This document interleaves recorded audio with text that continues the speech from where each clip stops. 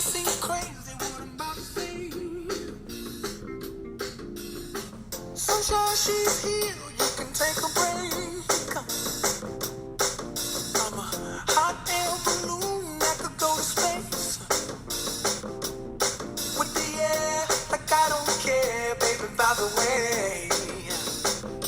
Because I'm happy. Clap along if you feel like a room without a roof. Because I'm happy. Clap along if you feel like happiness is the truth. Because I'm happy. Clap along if you know what happiness is to you. Because I'm happy. Clap along if you feel like that's what you want to do. Here come bad news, talking this and that. Well, give me all you got, don't hold it back. Good morning, CE Cole, Mr. Sola, and Mrs. Kerr coming at you again with announcements. It is Thursday, January 21st. It is a day 5, and please stand for your pledge. I pledge allegiance to the flag of the United States of America and to the republic for which it stands, one nation, under God, indivisible, with liberty and justice for all.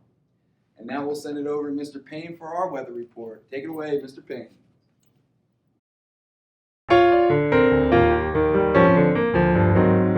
Thanks, Mr. Sola and Mrs. Kerr. That was fantastic. Hey, CE Cole, here's Thursday's weather.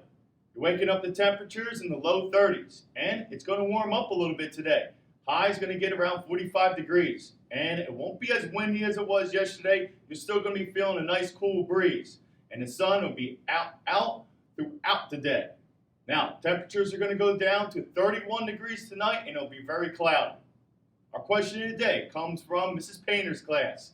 4th grader Moises Tanu, and he asks, how are superstorms formed? Well, Moises, maybe the best one we can think of in recent memory is Hurricane Sandy.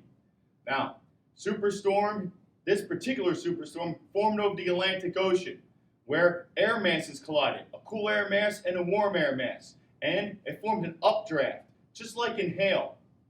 But for this particular one, that updraft went into the atmosphere, and we know that air is full of water molecules.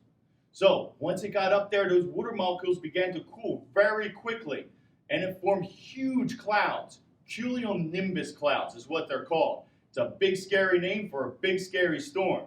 And those cumulonimbus clouds, what they do, they become a magnet for more and more clouds. And it begins to grow bigger and bigger. And the thing that ends up happening is wind. And that's because of the heat that's rising up from the ocean. And it produces wind energy. And once that happens and it gets up to about 74 miles per hour, we classify as a hurricane because now that hurricane has an eye to the storm. Now, that's a hurricane. And what made it such a super storm is that we know that hurricanes are monsters and they want to be fed. The thing that they feed off of is water. Once they hit land, they begin to weaken. But Hurricane Sandy, this superstorm, actually gained momentum when it hit land. It produced huge amounts of rain along the coastline, and towards the inner part of the United States, it actually produced snow.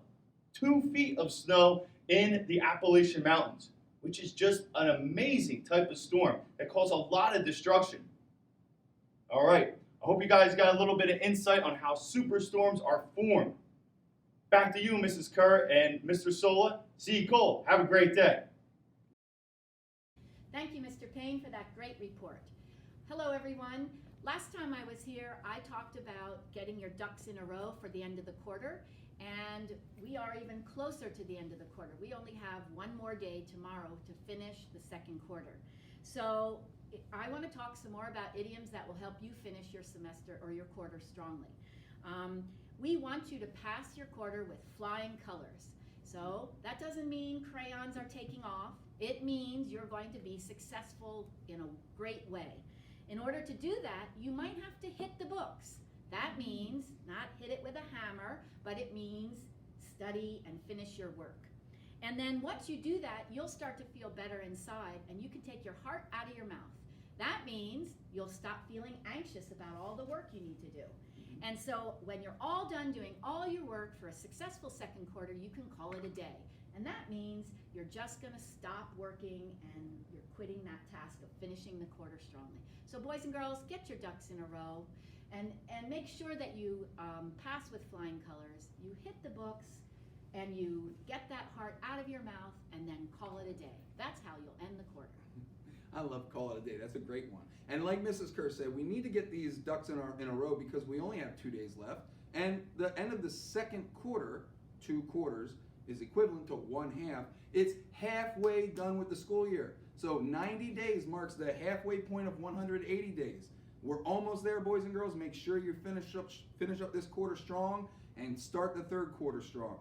Here and again, 4 years ago today was Donald Trump's first full day in office as president, and now 4 years later today is Joe Biden's first full day. We all know yesterday was pretty important, a pretty important day in American history. We always have it, the transfer of powers from whoever was in office to whoever's becoming in office.